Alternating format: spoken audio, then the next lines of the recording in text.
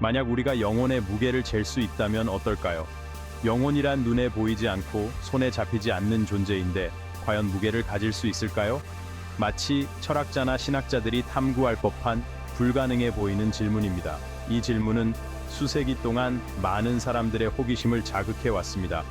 하지만 1907년 던컨 맥두걸이라는 의사가 이를 시도했습니다. 그는 영혼의 무게를 측정하려는 실험을 감행했습니다. 그는 영혼이 존재한다면 분명 무게도 있을 거라고 믿었습니다. 그래서 그는 죽음의 순간을 포착하려고 했습니다. 그의 실험은 논란의 여지가 있었지만 오늘날까지도 우리를 사로잡고 있습니다. 많은 사람들이 그의 실험 결과에 대해 의문을 품고 있습니다. 영혼처럼 만질 수 없는 것이 과연 측정 가능한 질량을 가질 수 있을까요?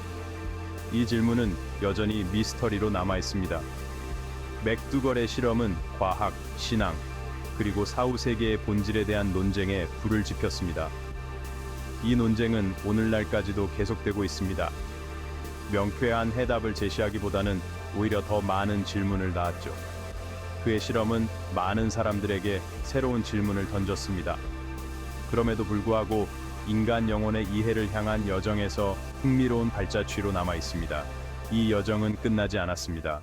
던컨 맥두걸 박사는 물리학자도 영매도 아니었습니다. 그는 매사추세츠 주 헤이브릴에서 활동하던 의사였습니다. 영혼의 무게에 대한 그의 관심은 단순한 생각에서 비롯되었습니다. 영혼이 실제한다면 측정 가능할 수도 있다는 것이었죠. 이러한 발상은 비록 특이했지만 당시의 과학적 사고에 기반을 두고 있었습니다. 20세기 초는 과학의 큰 진보가 이루어지던 시대였습니다. 에너지, 물질, 우주에 대한 다양한 이론들이 끊임없이 탐구되고 도전받던 시기였죠. 맥두걸은 이러한 탐구 분위기에 영향을 받아 매우 영적인 질문에 과학적 원리를 적용하고자 했습니다. 맥두걸의 실험은 설계 자체는 간단했습니다. 그는 임종을 앞둔 6명의 환자를 관찰했습니다. 그리고 사망 전후의 무게를 정확하게 기록했습니다. 그의 목표는 일반적인 신체 기능으로는 설명할 수 없는 체중 감소, 즉 영혼이 몸을 떠날 때의 무게를 찾는 것이었습니다. 정확성을 기하기 위해 맥두걸은 매우 정밀한 저울을 사용했습니다. 땀이나 폐에서 나오는 공기처럼 무게에 영향을 줄 수 있는 모든 요소를 기록했습니다. 그의 실험 결과가 영혼의 존재를 증명하는 부인할 수 없는 증거가 되기를 바랐던 것입니다. 맥두걸의 실험은 비록 결함이 있었지만 과학적 방법론을 따르려고 노력했습니다. 그는 실험을 통해 영혼의 존재를 증명하고자 했습니다. 그는 영혼은 무게를 가지고 있다라는 가설을 세웠습니다. 이 가설은 당시 많은 사람들의 관심을 끌었습니다. 그리고 이 가설을 검증하기 위해 실험을 설계했습니다. 실험은 매우 정교하게 계획되었습니다. 그는 자신의 관찰 결과를 세심하게 기록했고 모든 데이터를 꼼꼼히 수집했습니다. 결과를 분석하여 패턴을 찾고 결론을 도출했습니다. 그의 방법론은 원칙적으로는 타당했지만 여러 가지 문제점이 있었습니다. 실험 자체는 한계점을 가지고 있었습니다. 장비의 부족과 실험 환경의 열악함이 큰 문제였습니다.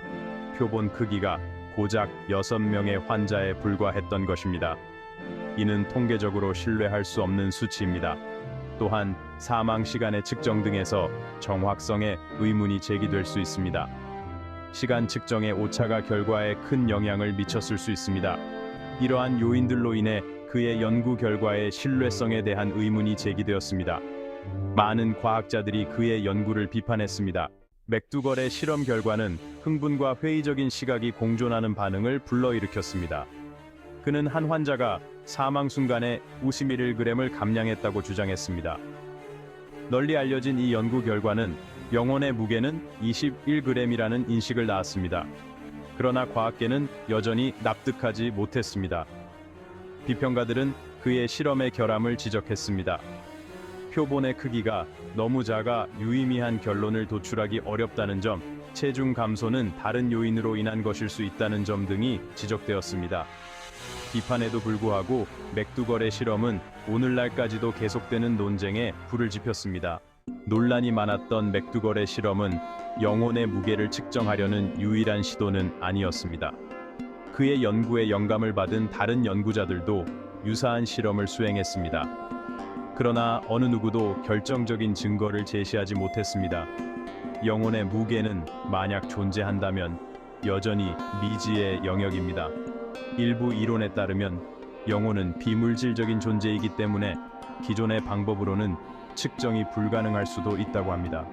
아마도 다른 차원에 존재하거나 우리가 아직 감지하지 못하는 물질로 이루어져 있을 수도 있습니다. 흥미롭지만 이러한 생각들은 여전히 추측의 영역에 머물러 있습니다. 영혼의 개념은 여러 문화와 종교에서 찾아볼 수 있습니다. 영혼은 흔히 사람의 본질, 즉 생각, 감정, 의식을 일컫는 말로 사용됩니다. 정의는 다양하지만 일반적으로 영혼은 육체와 분리되어 있으며 사후에도 존재한다고 여겨집니다. 어떤 문화에서는 영혼이 새로운 육체로 환생한다고 믿는 반면 다른 문화에서는 사후 세계로 간다고 믿습니다. 이처럼 다양한 믿음은 우리가 죽은 후에 무슨 일이 일어나는지, 그리고 영혼의 영속적인 수수께끼에 대한 인간의 끊임없는 호기심을 보여줍니다. 관찰 가능하고 측정 가능한 것에 초점을 맞춘 현대 과학은 영혼의 개념을 설명하는 데 어려움을 겪고 있습니다. 과학은 물질적 세계를 이해하는 데 탁월하지만 비물질적이고 주관적인 경험을 설명하는 데는 한계가 있습니다. 예를 들어 신경과학은 의식을 뇌 활동의 산물로 설명합니다. 뇌의 특정 부분이 활성화될 때 우리는 생각하고 느끼며 이는 과학적으로 측정 가능합니다. 하지만 일부 과학자들을 포함한 많은 사람들은 의식이 단순한 물리적 과정 이상일 수 있다고 믿습니다. 그들은 의식이 더 깊고 복잡한 현상일 수 있다고 주장합니다. 의식이 뇌와 독립적으로 존재할 수 있는지에 대한 질문은 여전히 미해결 과제로 남아 있습니다. 이 질문은 철학적이고 과학적인 논쟁의 중심에 있습니다. 일부 연구자들은 의식이 시공간처럼 우주의 근본적인 속성일 가능성을 탐구하고 있습니다. 그들은 의식이 물리적 법칙을 초월할 수 있다고 생각합니다. 아직 초기 단계이긴 하지만 이러한 생각들은 과학과 영성 사이에 진화하는 관계를 엿볼 수 있게 해줍니다. 과학과 영성의 융합은 새로운 이해의 지평을 열어줄 수 있습니다.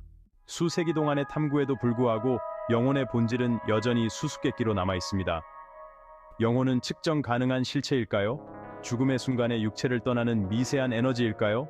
아니면 과학적 검증을 거부하는 더 심오한 영적인 본질일까요? 답은 아직 찾지 못했습니다. 아마도 영혼은 우주의 많은 것들처럼 우리의 현재 이해 수준을 뛰어넘는 것일지도 모릅니다. 어쩌면 우리는 영혼의 비밀을 밝혀내기 위해 새로운 도구, 새로운 사고방식이 필요할지도 모릅니다.